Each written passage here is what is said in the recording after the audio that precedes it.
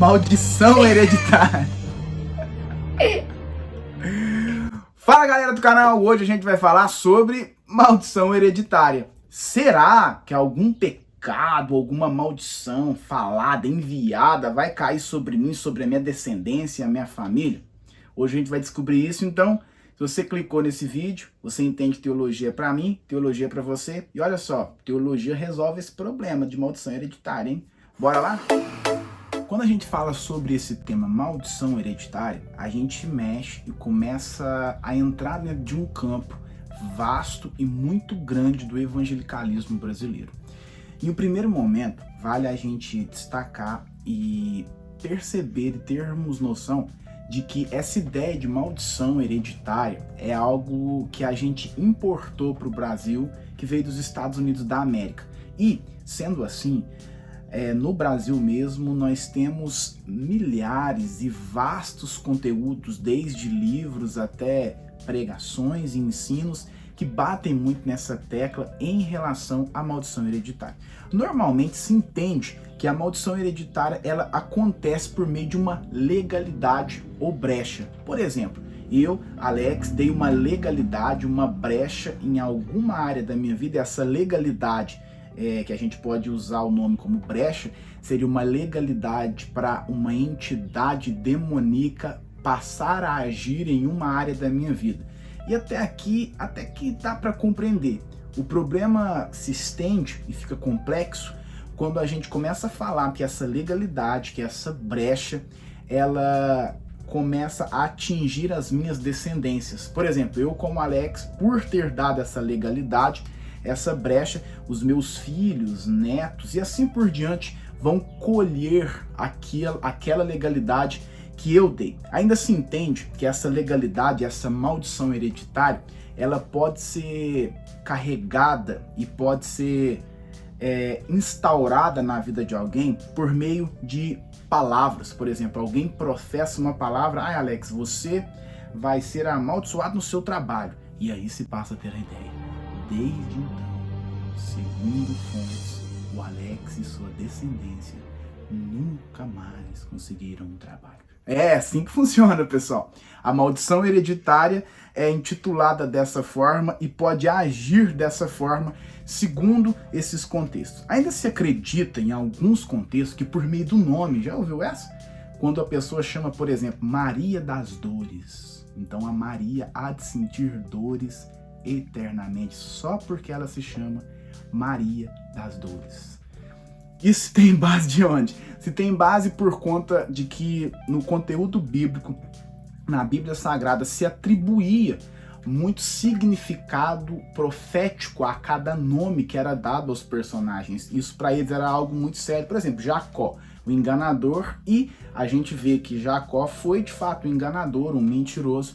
No entanto, a gente já tem que desmistificar isso, porque temos que compreender que essa ideia de nome era algo muito profético, soberano da parte de Deus no contexto bíblico, e algo muito atrelado à cultura daquele povo. Mas vamos caminhar um pouco aqui. Alguns poderiam então começar a usar o seguinte argumento: olha, Alex, se a maldição hereditária não existe, o que aconteceu no pecado original, quando Adão e Eva pecaram, é algo inválido, já que se todos nós pecamos porque Adão e Eva pecaram, conforme Romanos capítulo 5, 12 vai nos afirmar isso, Romanos capítulo 3, versículo 22 vai nos afirmar isso, que a nossa raça humana, que a humanidade é tendenciosa ao pecado por conta do pecado original de Adão e Eva. Alguém poderia dizer que isto é uma maldição hereditária. A gente tem que começar a separar algumas coisas aqui. Nesse sentido, quando se trata de Adão e Eva, nós estamos falando de uma doutrina do pecado, mais conhecida como hamartiologia. Estamos falando sobre a depravação do homem, que em momento algum, a gente tem que desmistificar isso, não quer dizer que o Alex, por exemplo, eu estou pecando só porque Adão pecou. Eu estou pecando por que Adão e Eva pecaram no pecado original. É claro que existe essa tendência pecaminosa por conta da humanidade ter sido caída ali, entretanto a Bíblia nunca disse que eu peco porque Adão peca, que você peca porque Adão e Eva pecaram. Mas pelo contrário, quando a Bíblia fala a respeito de pecado, ela sempre dá a responsabilidade do pecado àquele que comete o pecado, o que já contradizeria a explicação da maldição hereditária, que atribui os meus pecados, que atribui o meu erro à minha descendência, que um dia pecou nessa área, que eu julgo ser a área que eu peco hoje. Ou seja, eu considero o pecado dos meus descendentes como uma muleta para pecar hoje. Obviamente que a gente carrega sim algumas mazelas culturais da nossa família. Então a gente não pode ser em nenhum momento aqui ignorante ao ponto de dizer que muita coisa que nós vimos na nossa casa, a forma como nós fomos criados na nossa casa e até a prática de alguns pecados que dentro da nossa casa a gente era envolvido e era comum dentro da nossa casa, a gente passa a cometer na nossa casa. E incorrendo nesse tipo de prática, alguns intitulam isso como maldição hereditária. Entretanto, isso não é uma maldição hereditária. Isso é simplesmente uma construção de personalidade, e dentre as áreas onde a personalidade do homem, da mulher é construída, está essa cultura biológica, ou seja, a cultura do seu lar. Está ali a cultura do comportamento da sua casa. Então, sendo assim, da sua família, do lugar onde você conviveu, por exemplo, obviamente, se uma criança é criada em uma casa onde existe a prática do palavrão, que não é uma palavra grande, mas uma palavra feia, obviamente essa criança vai começar a reproduzir esse palavrão, porque para ela esse pecado é normal. E aí alguns vão dizer, olha, essa criança fala palavrão, ela peca nessa área, porque isso é uma maldição hereditária. Mas não, isso é apenas um costume psicológico, onde essa criança, infelizmente, se acostumou e normatizou essa prática. Estou virando psicólogo, mas o site é de teologia. Mas olha só, pessoal, em outras áreas, por exemplo, olha, na minha família, todos os casamentos deram divórcio. E isso vai acontecer com o meu também, porque é uma maldição hereditária. Talvez não, talvez porque dentro da sua família, a forma como como você aprendeu a lidar com o casamento, ocasiona em um divórcio, porque você não entendeu de fato o que é um casamento. Obviamente, essas demandas que acontecem, elas devem ser tratadas. E como tratar isso? Olha só, a melhor maneira de tratar isso, e aqui a gente entra em um campo muito polêmico, onde por vezes, em meio a essas práticas que aqui citadas, e poderíamos falar sobre muitas outras, as pessoas começam a criar uma ideia de um grande culto de libertação da maldição hereditária. Venham todos, vem para o culto que todas as maldições que os seus pais deixaram para vocês, avós, bisavós, até terceira e quarta geração, vão ser quebradas nesse culto. Biblicamente, para decepção de muitos, isso é mentira, isso é um engano, isso é uma ilusão. Claro que temos que lidar com essas mazelas e esses costumes familiares que nós reproduzimos e às vezes incorrem em pecado por termos aprendido errado. Mas a maneira correta de lidar com isso talvez seja com um discipulado, talvez seja com um aconselhamento bíblico e, não descartando, talvez seja um tratamento psicológico mesmo. Talvez seja necessário. Não é necessário um culto de libertação para essa área. Não é necessário um culto de destravamento, um encontro que vai limpar aquilo que aconteceu na sua vida passada. Isso não é bíblico. Isso não é algo honesto biblicamente, nem teologicamente. Mas alguém vai dizer, Gênesis capítulo 9, versículo 20 ao 22, não teria um texto bíblico que daria base para a maldição hereditária? Lá vai dizer assim, ó, depois do dilúvio, Noé começou a cultivar o solo e plantou uma videira. Certo dia, bebeu do vinho que ele próprio havia produzido. Ficou embriagado e foi deitar-se nu em sua tenda. Cã pai de Canaã viu que seu pai estava nu e saiu para contar aos irmãos. Depois desse evento, quando Cã vê seu pai, Noé, nu, mais conhecido como pelado por alguns, depois que seu pai vê Noé nu, Noé vai professar uma maldição contra Cã. E de fato essa maldição ela acontece, porque toda geração cananita vai carregar essa maldição, e de fato essa maldição aconteceu. Alguém vai poder dizer: Alex, então, sendo assim, a partir daí podemos ter base bíblica para a maldição hereditária. Afinal, Noé lançou uma maldição sobre Cã e essa maldição pegou. Então, maldições faladas se tornam hereditárias. E assim, sucessivamente, alguns pregadores, para fazer esses cultos, a qual foram citados aqui, para colocar esses temas de quebra de maldição ou coisas do tipo, usam esse texto bíblico como base. Mas observe bem, vamos usar alguns argumentos, poucos para ganharmos tempo, mas que poderia desmistificar esse tipo de pensamento. Em um primeiro momento, olha só, a maldição hereditária, ela tem que é criada por esse ambiente americano, como falado aqui, ela tem toda uma sistematização por trás, ou seja, ela se tornou uma doutrina. Acredita-se em todos esses ambientes acreditam nisso, que por mais que a pessoa tenha nascido de novo, lavada pelo sangue do Cordeiro, a pessoa que creu na eficácia do sangue de Jesus e da morte de Jesus na cruz, ainda assim ela precisa desses cultos. Um verdadeiro convertido, alguém que nasceu de novo, ainda assim precisa dessa lavagem, dessa desconstrução, de se desamarrar essas... Tem até uma história interessante. Uma vez em um grupo de jovens, eu lembro que a pessoa disse assim: olha, você que teve relações ilícitas antes de se converter, agora que você é uma nova criatura, você vai ter que sair pedindo perdão para todo mundo que você teve relações, para quebrar a maldição. E isso põe medo na gente, né? A gente fica com medo. Ainda bem que não fica comigo. Mas olha, aí o que acontece, pessoal? Voltando aqui.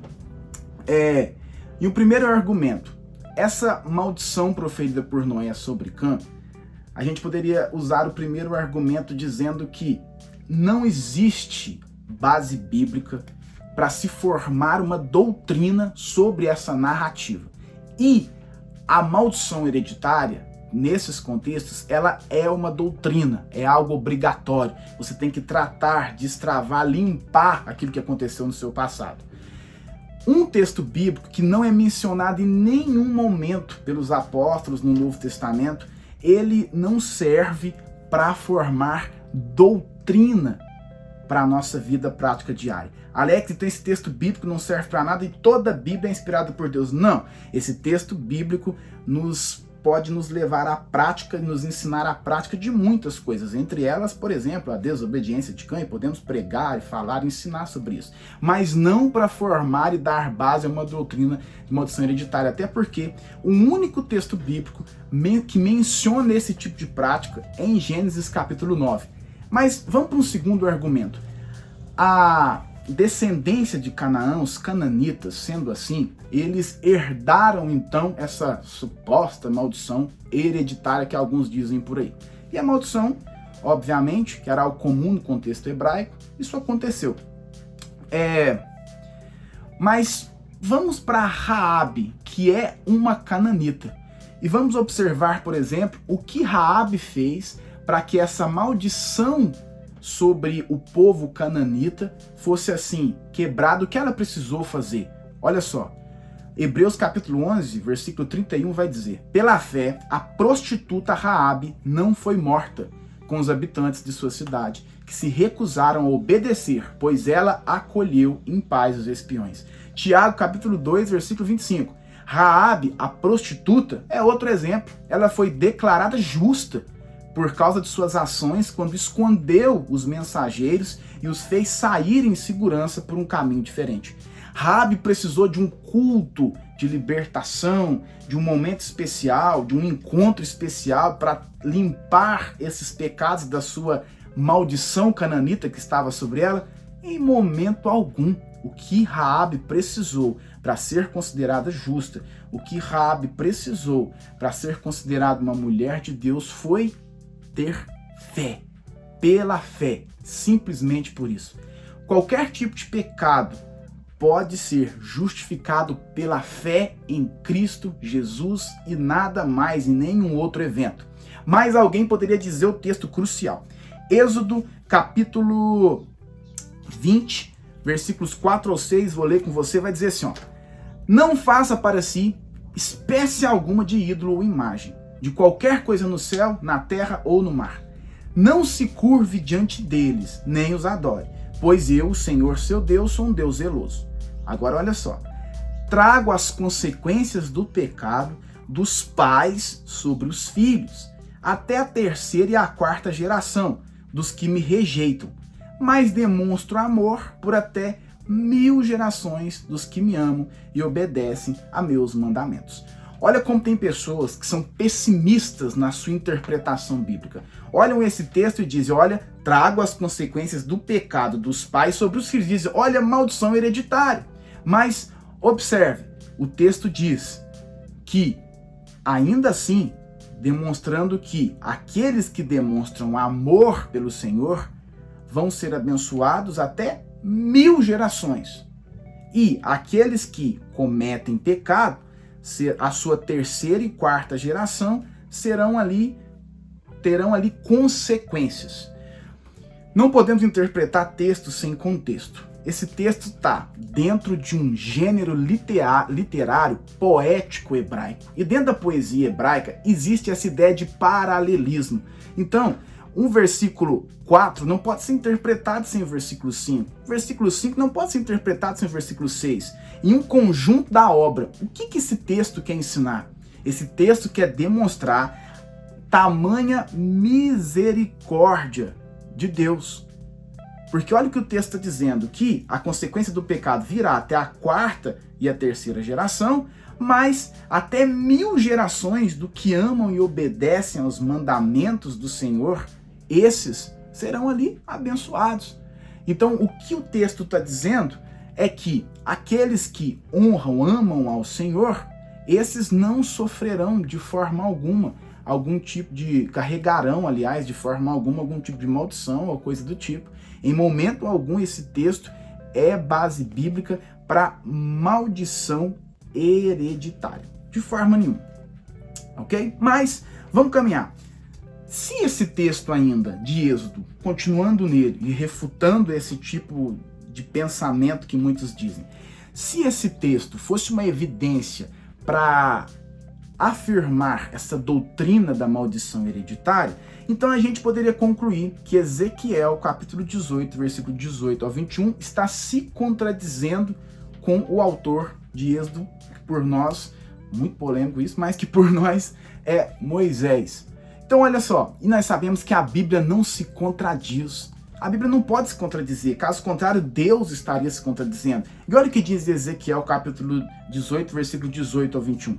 O pai, no entanto, morrerá por causa de seus muitos pecados, por ser cruel, roubar das pessoas e fazer o que era claramente errado no meio de seu povo.